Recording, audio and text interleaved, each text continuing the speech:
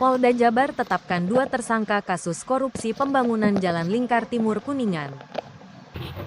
Direktorat Reserse Kriminal Khusus, Ditreskrimsus, Polda Jawa Barat menetapkan 2 orang tersangka dalam kasus dugaan tindak pidana korupsi proyek pembangunan Lingkar Timur Kuningan, lanjutan. Kabupaten Kuningan tahun anggaran 2017. Proyek yang bersumber dari APBD Provinsi Jawa Barat itu memiliki nilai pagu anggaran sebesar 29,47 miliar rupiah, dengan nilai kontrak mencapai 27,3 miliar rupiah.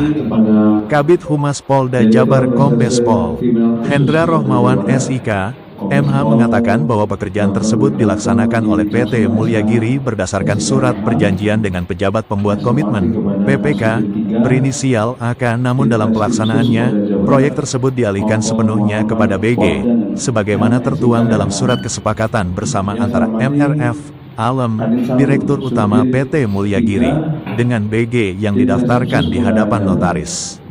AK yang saat itu menjabat sebagai PPK mengetahui pengalihan pekerjaan tersebut, namun tidak melakukan tindakan maupun peneguran. Pekerjaan proyek selesai pada tanggal 15 Desember tahun 2017 dan telah dilakukan serah terima pekerjaan serta pembayaran penuh 100%. Namun, hasil audit Badan Pemeriksa Keuangan, BPK, RI Perwakilan Jawa Barat pada Mei tahun 2018 menemukan adanya kelebihan pembayaran sebesar 895,9 juta rupiah. Temuan ini kemudian ditindaklanjuti penyidik Ditreskrimsus Polda Jabar dengan melakukan penyelidikan dan penyidikan lebih lanjut. Ujar Kombes Hendra, Rabu, tanggal 12 November tahun 2025. Dirreskrimsus Polda Jabar Kombes Pol Dr. Wirdanto Hadi Caksono SH, SIK, MC mengatakan bahwa Polda Jabar menggandeng tim ahli konstruksi dari Politeknik Negeri Bandung, Polban, untuk melakukan pemeriksaan fisik pekerjaan di lapangan pada Juni tahun 2020. Dari hasil pemeriksaan ditemukan adanya kekurangan volume pekerjaan pada beberapa item, termasuk pekerjaan perkerasan berbutir dan lapisan pondasi agregat semen kelas A, semen treated base. Berdasarkan hasil perhitungan dari BPKP Perwakilan Jawa Barat, negara mengalami kerugian sebesar 1,23 miliar rupiah. Setelah hasil pemeriksaan fisik tersebut keluar, pihak PT Mulyagiri mengembalikan dana sebesar 895,9 juta rupiah sesuai temuan awal BPK. Dengan adanya pengembalian tersebut, BPKP menetapkan sisa kerugian keuangan negara sebesar 340,1 juta rupiah.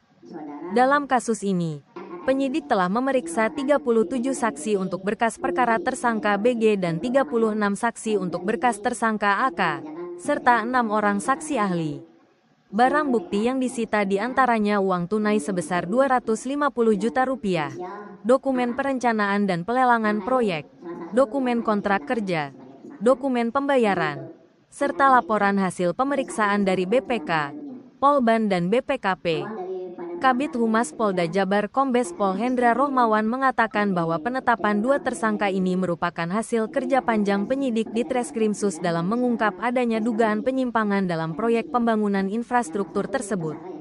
Polda Jabar berkomitmen untuk menindak tegas setiap bentuk pelanggaran hukum, khususnya yang merugikan keuangan negara. Saat ini berkas perkara kedua tersangka telah dipisah dan sedang dalam proses pelengkapan untuk diserahkan ke kejaksaan, tuturnya.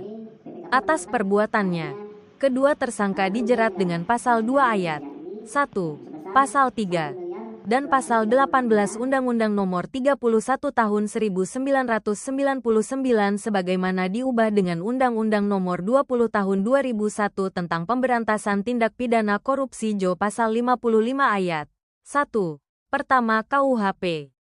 Para tersangka terancam pidana penjara seumur hidup atau pidana penjara paling singkat 4 tahun dan paling lama 20 tahun serta denda minimal 200 juta rupiah dan maksimal 1 miliar rupiah. Kombes Pol Hendra menegaskan bahwa proses hukum akan dilakukan secara transparan dan profesional. Penyidik terus mendalami keterlibatan pihak lain dan memastikan seluruh kerugian negara dapat dipulihkan. Penegakan hukum ini juga menjadi peringatan agar seluruh penyelenggara negara bekerja sesuai aturan, tegasnya. Kasus ini menjadi salah satu bentuk komitmen Polda Jabar dalam mendukung upaya pemberantasan korupsi dan memastikan pembangunan infrastruktur di daerah berjalan secara bersih dan akuntabel.